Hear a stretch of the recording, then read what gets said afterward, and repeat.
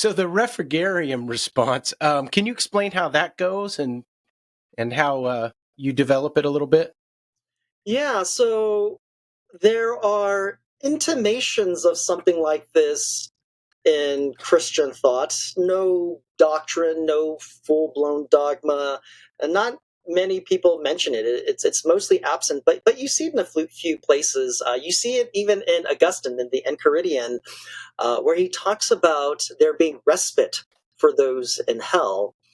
And C.S. Lewis picks up on this, and in The Great Divorce, and it's the Great Divorce is this myth, parable, tale, whatever, of those in a gray city, something like hell, but it's much more complicated when you read the book.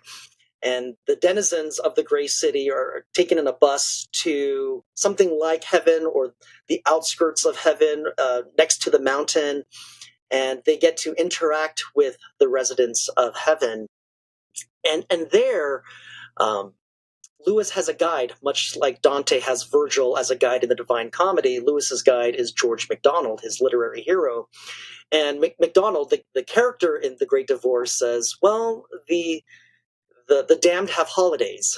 And so something like the Refrigerium, there's some respite for them. And their trip to the mountain area is the kind of refreshment or respite for the damned. And so the idea is perhaps there's something like that. So again, this isn't Christian teaching or anything like that, but the idea has been flirted and doesn't seem to be incompatible, we might say, with Christian teaching, where those in hell get breaks. Those who are incarcerated might have outdoors time or something like that. There are times of respite and refreshment or restoration, and so those who are in hell might have that. And so this is purely speculative, but one way of trying to deny too is to think of a live possibility. So, well, what's happening in that period of Refrigerium? Well, I can imagine that those in heaven might be the ones who meet them during those moments of respite. They might even be the ones who offer the restoration or the refreshment. So somebody visiting someone in a hospital room or somebody who's in prison, and you get to have visits. You can even bring snacks or treats or a book that they like. And there could be opportunities in which you diminish some of their suffering and in which there are times of um, being together. So there is union. So what you end up having with this response are periods of intermittent union with the beloved. So it diminishes the sting because you get to see them. It's not that you never see the damned forever. You never see the damned forever. Yeah, and I like this. It sort of reminds me of, like, as you mentioned, visits in prison. Or Yeah. um, I'm wondering though if, and this may get back to your distinction between passive emotions and active emotions, but I'm wondering if the fact that you would have to leave them, so you'd have this time of refreshment, they'd get a break from their suffering, whatever that is, and you guys are united in some way for that moment. I'm wondering then you probably maybe find out more about the suffering. So that might disturb you. And then also, like I said, when you leave, you're sort of giving them back to the anguish and the suffering. And I can understand why Chris, what dreams may come, just stayed there. And so how would this work with regard to still being um, blessed, or would you think that uh, this would diminish your blessedness, or how do you work through that?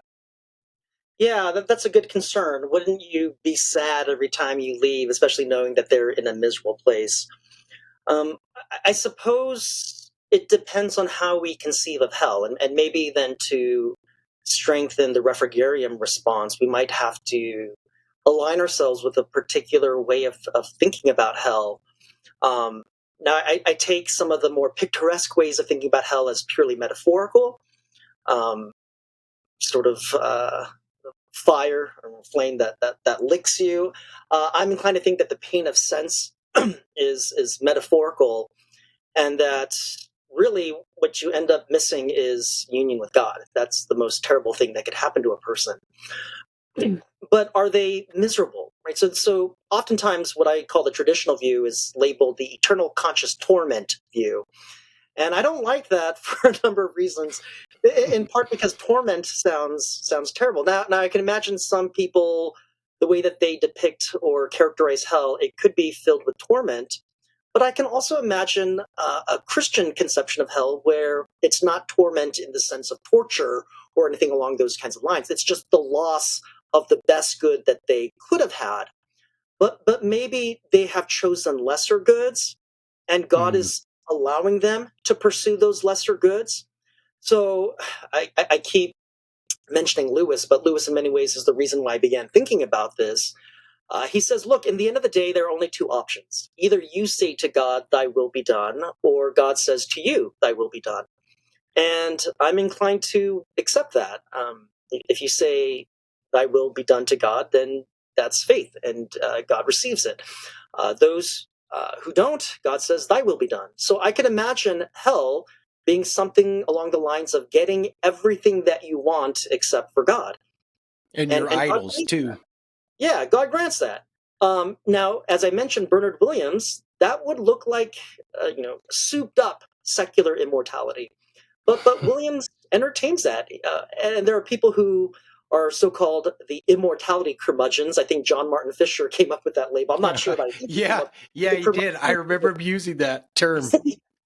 But he says, yeah, these curmudgeons, they say no matter how you build everlasting life, it's going to suck, right? He just wants to say, look, there are some ways of living forever that won't suck. Maybe some ways are, but not all ways are. So these curmudgeons want to say, no matter how you have, it's going to be bad. And I'm a little bit sympathetic with that if we think about it in terms of secular immortality, even if you can soup it up however you want. So in hell, somebody gets everything that they want, every pleasure, every goal satisfied other than union with God.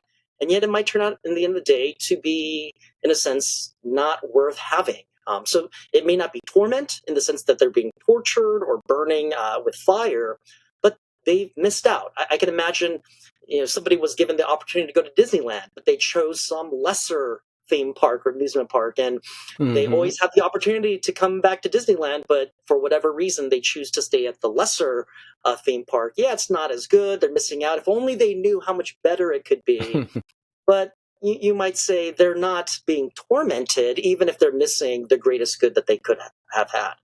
Well, So, I mean, if I could just add one thing, what I was thinking of is, I mean, I've pursued things in my life that are idols, and every time they let me down, and every time I end up empty.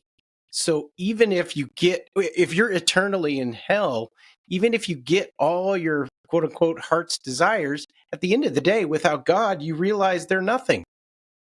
And you still have the emptiness inside. So maybe that's also part of the experience. yeah, I think that's right.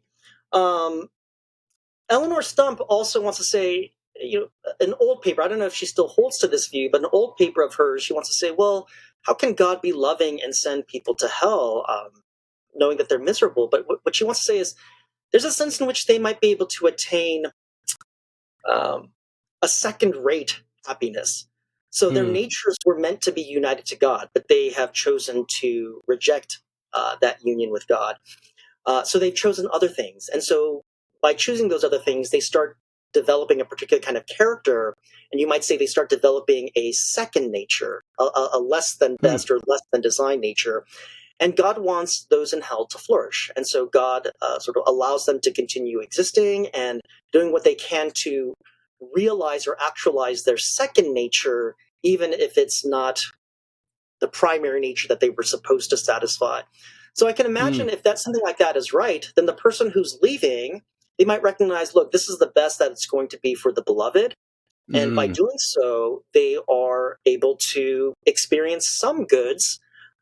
It's not the best of goods, and in some sense, you can come to terms with it, especially knowing that you do get to see them. So for me, the worry of suffering, well, it depends on the kind of suffering, but Hmm. it seems to me that the worry of eternal separation, never seeing them, is the really problematic part. And it's not as though you have to see them all the time. So my parents live a couple hours away. I don't see them uh, all the time, maybe at most once a month.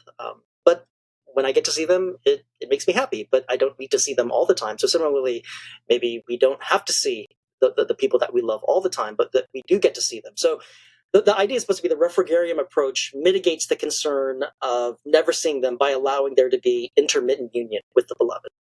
That's nice. Now that you couple that with your explanation about perhaps you need to develop a view of suffering to supplement it or round it out or make it more plausible. Now I can see that. Yeah. So just briefly, I'm not going to hold you to this. You're not held to this, but out of the two responses, which do you find right now, the refrigerium or the impassibility response? Which are you sort of more inclined to now? And perhaps are you going to develop one further in the future? When you say incline, I assume you mean like which one do I believe or accept more? And if that's what you mean, then neither. So I'm Oh, agnostic. okay. So we have to think about the dialectic here. So an argument has been given, and I'm wondering, do I believe all of the premises? And as I'm going through them, some people have denied the premise that says that the blessed in heaven are aware of the damned in hell. Okay. I don't accept that. I think there's scriptural reasons for thinking that the blessed in heaven will at least be aware of some of the people um, in hell.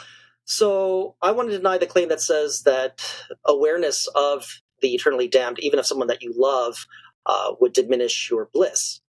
And so then I want to start thinking, well, what are some reasons for denying that premise? And as you're familiar, and as others might be familiar, similar with the problem of evil or the problem of suffering, there's a distinction often made between a theodicy and a defense. And a theodicy, as you know, tries to provide God's actual reasons for why God permits suffering, whereas in a defense gives a live possibility, right? A possible reason for why God would permit the kind of sufferings that we seem to experience. And you don't have to believe the defense. What it does is it sort of undercuts that particular premise. So similarly, I think these responses, we don't have to believe them. We don't have to believe that we become impassible. We don't have to believe in something like the Refrigerium. We just have to say, look, if these are live possibilities, then premise two starts looking suspicious, and I no longer have to believe it, and so I don't have to regard the argument as sound. So dialectically, that's the move. So Okay, if you that's ask good. me, yeah, which one do I believe? Neither, because I don't know. God might Okay, have you're some other way that's much better that I've never conceived of. But if you ask me which of these two I like more, just like personally, preferentially, which one I think is cooler, I think sure. yeah, I think the Refrigerium response is cooler. But being cooler doesn't give me more reasons to believe that it's true. That's true, and that was really helpful. I didn't realize you're sort of offering a defense as opposed to a theodicy in quotes. Yeah, okay.